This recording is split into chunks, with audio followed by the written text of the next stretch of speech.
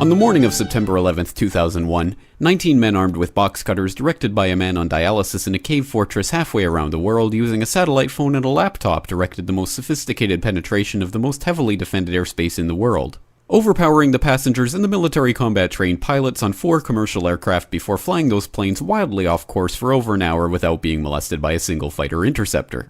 These 19 hijackers, devout religious fundamentalists who like to drink alcohol, snort cocaine, and live with pink-haired strippers, managed to knock down 3 buildings with 2 planes in New York, while in Washington a pilot who couldn't handle a single-engine Cessna was able to fly a 757 in an 8,000-foot descending 270-degree corkscrew turn to come exactly level with the ground, hitting the Pentagon in the Budget Analyst Office where DoD staffers were working on the mystery of the $2.3 trillion that Defense Secretary Donald Rumsfeld had announced missing from the Pentagon's coffers in a press conference the day before, on September 10th, 2001. Luckily, the news anchors knew who did it within minutes. Osama bin Laden. The pundits knew within hours. Osama bin Laden. The administration knew within the day. Terrorists who committed these acts and those who harbor them. And the evidence literally fell into the FBI's lap. That a hijacker's passport was found blocks from the World Trade Center crash site, if you can believe that. But for some reason, a bunch of crazy conspiracy theorists demanded an investigation into the greatest attack on American soil in history. That investigation was delayed, underfunded, set up to fail, a conflict of interest, and a cover-up from start to finish. It was based on testimony extracted through torture, the records of which were destroyed.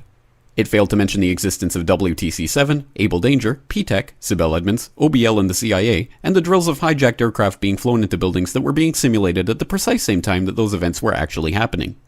It was lied to by the Pentagon, the CIA, the Bush administration, and as for Bush and Cheney, well, no one knows what they told it because they testified in secret, off the record, not under oath, and behind closed doors.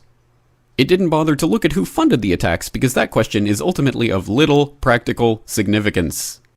Still, the 9/11 Commission did brilliantly answering all of the questions the public had, except most of the victims' family members' questions, and pinned blame on all the people responsible, although no one so much as lost their job, determining the attacks were failure of imagination. Because Nobody in our government, at least, and I don't think the prior government that could envision flying airplanes into buildings. Except the Pentagon, FEMA, NORAD, and the NRO.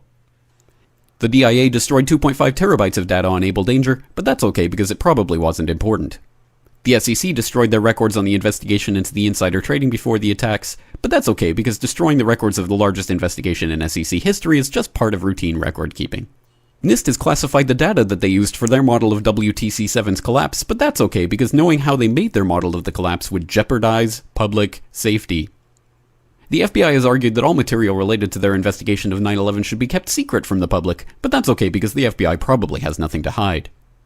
This man never existed, nor is anything he had to say worthy of your attention, and if you say otherwise, you are a paranoid conspiracy theorist and deserve to be shunned by all of humanity. Likewise him, and her. And her, and her, and him.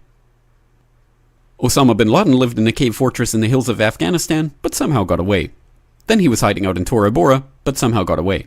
Then he lived in Abbottabad for years, taunting the most comprehensive intelligence dragnet employing the most sophisticated technology in the history of the world for a decade, releasing video after video with complete impunity and getting younger and younger as he did so, before finally being found in a daring SEAL team raid which wasn't recorded on video, in which he didn't resist or use his wife as a human shield, and in which these crack special forces operatives panicked and killed this unarmed man, supposedly the best source of intelligence about those dastardly terrorists on the entire planet. Then they dumped his body in the ocean before telling anyone about it. Then a couple dozen of that team's members died in a helicopter crash in Afghanistan. This is the story of 9/11, brought to you by the media which told you the hard truths about his head could be seen to move violently forward.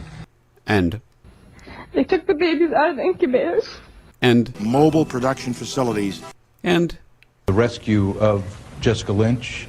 If you have any questions about this story, you are a batshit paranoid tinfoil dog-abusing baby hater and will be reviled by everyone. If you love your country and or freedom, happiness, rainbows, rock and roll, puppy dogs, apple pie, and your grandma, you will never ever express doubts about any part of this story to anyone. Ever. This has been a public service announcement by the Friends of the FBI, CIA, NSA, DIA, SEC, MSM, White House, NIST, and the 9/11 Commission. Because ignorance is strength.